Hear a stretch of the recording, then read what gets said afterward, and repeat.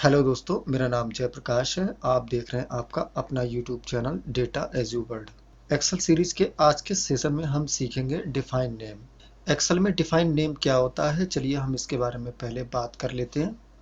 उससे पहले मेरी एक रिक्वेस्ट है कि यदि आपने चैनल को सब्सक्राइब नहीं किया है तो सब्सक्राइब जरूर किए और डिफाइन नेम सीखने के लिए इस वीडियो के अंत तक बने रहिए।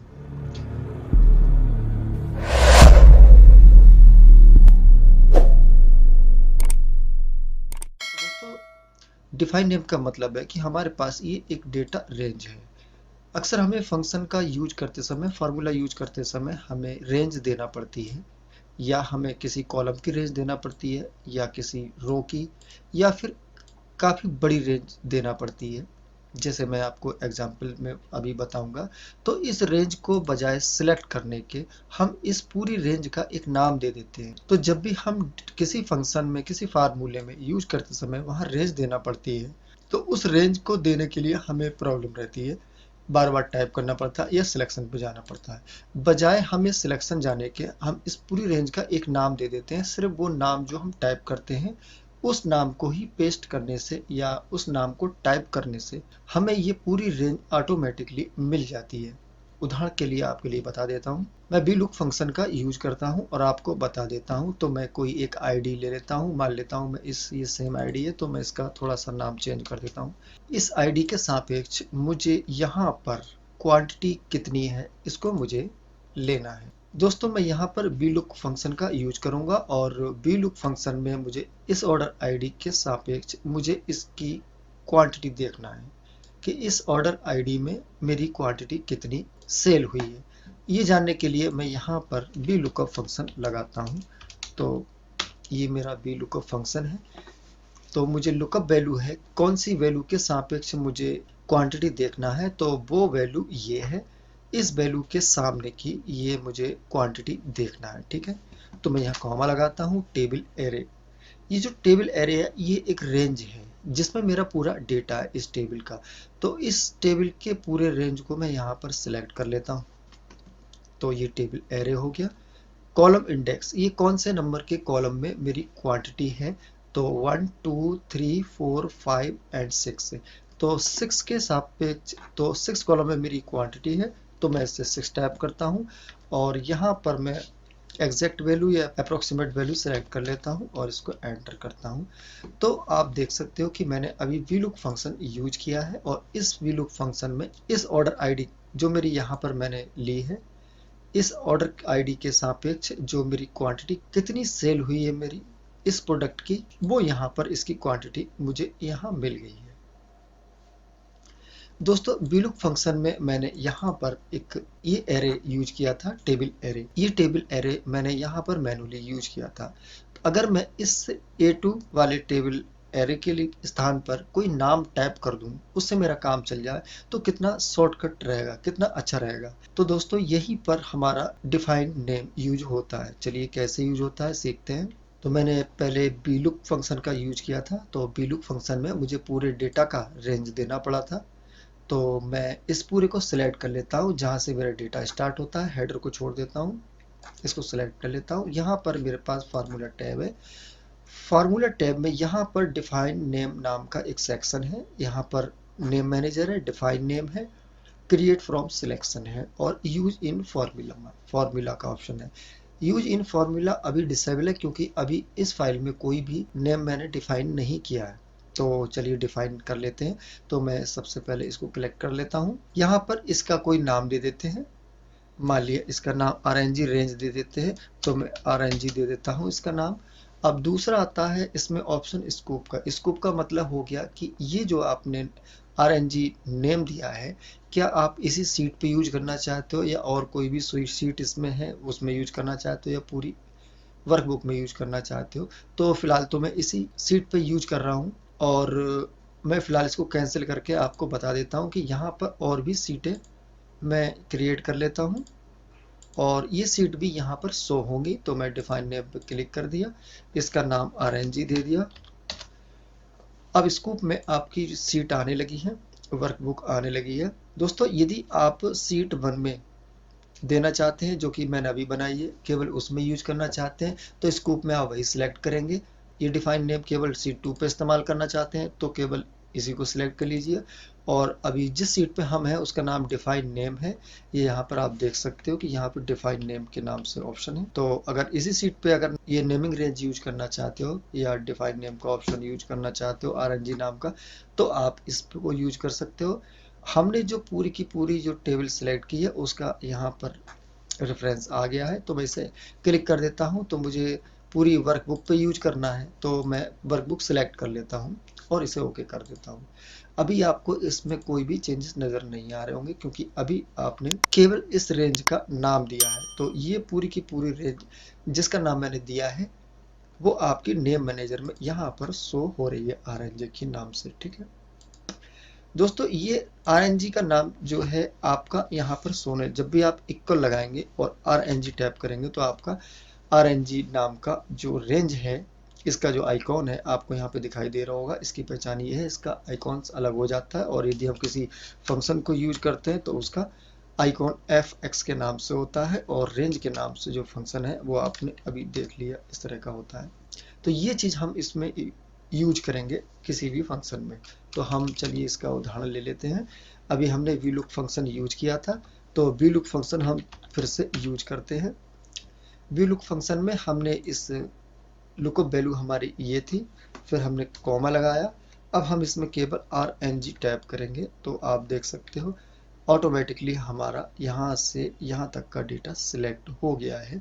तो डिफाइन नेम का यही फ़ायदा होता है कि हम बजाय पूरी रेंज को सिलेक्ट करने के हम उसको एक नाम दे देते हैं। जो मैंने अभी इस रेंज को RNG के नाम से दी है, सिर्फ उतना टाइप करने भर से ही हमारा काम चल जाता है। तो कॉलम इंडेक्स यहाँ पर 6 था तो 6 टाइप कर दिया है और आप ट्रू या फॉल्स जो आपको बेहतर लगता है, आपका प्रॉपर रिजल्ट देता है, उसको सिलेक्ट कर लीजिए। आप एंटर करेंगे तो आप देखिए वही रिजल्ट यहाँ पर आपको आ गया जो मैंने पहले आपको VLOOK लगा के दिखाया था।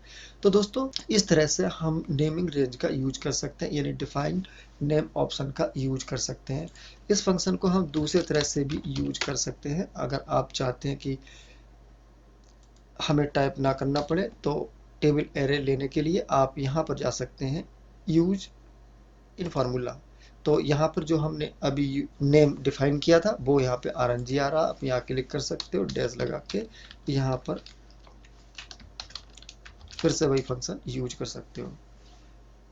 दोस्तों, ये तो बात रही कि रेफरेंस की, जो काफ़ी बड़ी मात्रा में यदि हमारे पास डेटा होता है तब हमारे लिए नेमिंग रेंज का यूज करना ज़्यादा आसान होता है और ज़्यादा ज़रूरी भी होता है।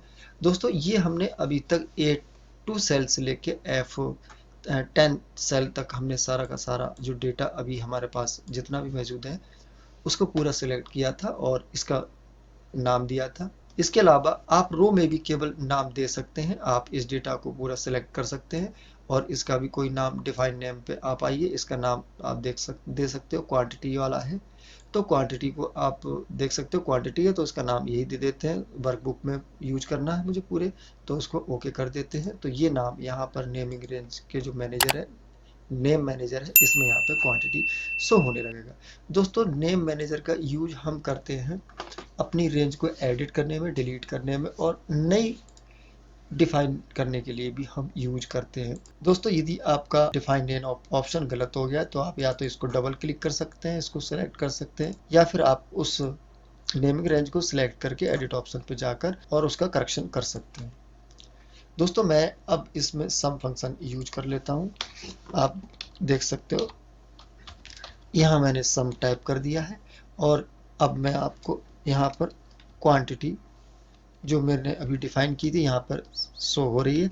मैं इसको ले लेता हूँ, ब्रैकेट बंद कर देता हूँ। मैंने अभी मैनुअली इस रेंज को सेलेक्ट नहीं किया बल्कि केवल उसका नाम जो मैंने पहले दिया था वो दिया है, तो ये इसका सम यहाँ पर आ जाता है। इसी तरह से यदि आप मिनिमम फंक्शन लगाना चाहते हैं और इस रेंज यूज करना चाहते हैं तो क्वांटिटी वाला ऑप्शन लेके मिनिमम फंक्शन भी लगा सकते हैं और मैक्सिमम फार्मूला भी आप इसमें यूज कर सकते हैं।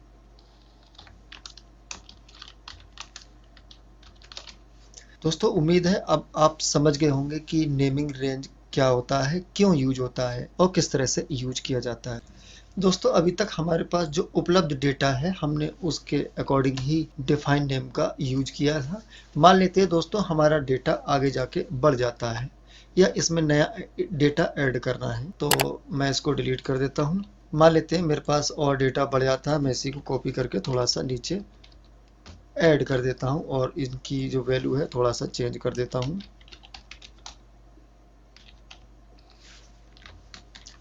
और मेरा जो डिफाइन नेम है वो केवल आपका यहाँ से लेके यहाँ तक का था, तो इसके बाद का मैंने इसमें ऐड किया है, ये सारा डेटा मैंने अलग से ऐड किया है।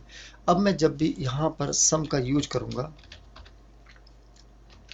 और क्वांटिटी को मैं इसमें ऐड करूँगा तो मेरा केवल इतना ही पार्ट यहाँ पर सिलेक्ट होगा, बाकी जो मैंने नया डेटा है अभी ऐड किया है वो इसमें सिलेक्ट नहीं होगा। तो इसके लिए आपको क्या करना है, इसका तरीका ये है कि आप नेम फार्मूला ऑप्शन पर जाएंगे, यहाँ पर नेम मैनेजर पे जाएंगे और क्वांटिटी पर सिलेक्ट करेंगे। हम इस डेटा का जो रेंज है यहाँ पर हम बढ़ा सकते हैं। मान लेते हैं मैं यहाँ पर इसे 100 तक कर देता हूँ। यदि इस बीच में कोई भी वैल्यू यहाँ पर आती है तो मैं यहाँ पर इस डेटा में जो ऑटोमेटिकली ऐड होती रहेगी। चलिए चेक कर लेते हैं। तो यहाँ पर मैं सम फंक्शन का यूज करूँगा और यहाँ पर जो क्वांटिटी है वो मैं सिलेक्ट कर लेता हूँ। आप देख सकते हो कि मेरी जो 100 रो तक जो मेरा डेटा मैंने अनुमानित यहाँ पे सिलेक्ट कर लिया था, अब जब भी इसमें डेटा की एंट्री होगी तो ऑटोमेटिकली यहाँ पर इस रेंज में ऐड होने लगेगा। मान लिया यहाँ पर मैं 100 कर देता हूँ तो यहाँ पर इसका रिजल्ट 643 होना चाहिए। आप देख सकते हैं यहाँ पे 643 है और यदि मैं यहाँ पर 57 ऐड कर देता हूँ तो ये 700 हो जाता है। इसी तरह से यदि VLOOK फंक्शन में इसको यूज करना है तो आप रेंज वाला जो ऑप्शन हमने पूरा सिलेक्ट किया था, आप देख सकते हो इतना सिलेक्ट किया था, आप इसको नीचे बढ़ा सकते हो। दोस्तों यदि आपको बारी बारी से कई रेंज लेना पड़ती हैं, हमारे पास ये टेबल के जो हेडर हैं इन सभी को यदि आप रेंज के रूप में लेना चाहते हैं तो आप इन सबको सिलेक्ट कर सकते हैं। पहले मैं इन सारे नेमिंग रेंज को यहाँ से डिलीट कर देता हूँ।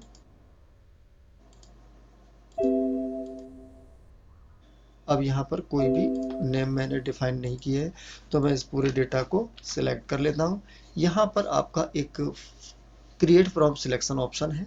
इस क्रिएट फ्रॉम सिलेक्शन में हमारे पास 4 ऑप्शन आते हैं। एक है top row, left column, bottom row और राइट कॉलम। तो मुझे टॉप रो जो सबसे है वो मेरी हेडर है, तो टॉप रो को मुझे हेडर के रूप में इनकी नेम के रूप में लेना है और लेफ्ट कॉलम को इनको नहीं लेना है, तो मैं लेफ्ट को अनचेक कर देता हूँ। टॉप रो के जो आईडी ऑर्डर आईडी है, प्रोडक्ट नेम है, डेट है, सेल्स और प्रॉफिट क्वांटिटी है, इन सबको मुझे हेडर के रूप में लेना है और इन सबको रेंज के रूप में मुझे लेना है, तो मैं इसे ओके कर देता हूँ। अब मैं यहाँ पर नेम मैनेजर पर जाता हूँ तो आप यहाँ पर अब चेक कर सकते हो कि ऑर्डर आईडी है, प्रोडक्ट नेम है, डेट है, क्वांटिटी है और सेल्स है। ये सारे के सारे यहाँ पर इनकी रेंज मिल गई है मुझे। तो मैं यदि किसी को भी एक सिलेक्ट कर लेता हूँ और यहाँ पर सिलेक्ट करता हूँ जितना मेरे पास डेटा है उस टेबल की जो डेट के जो डेटा है वो मेरे पास यहाँ पर मिल जाता है। इसी तरह से आप कोई सी भी क्वांटिटी भी चेक कर सकते हो, तो क्वांटिटी मेरा ये है, मैं इसको सिलेक्ट कर लेता हूँ। आप देख सकते हो मेरी क्वांटिटी का डेटा यहाँ पर आ गया है। तो इस तरह से भी आप नेम को डिफाइन कर सकते हो। तो दोस्तों वीडियो कैसा लगा लाइक कीजिए, शेयर कीजिए और कमेंट कीजिए। और यदि आपने चैनल को अभी तक सब्सक्राइब नहीं किया है तो चैनल को सब्सक्राइब ज़रूर कीजिए।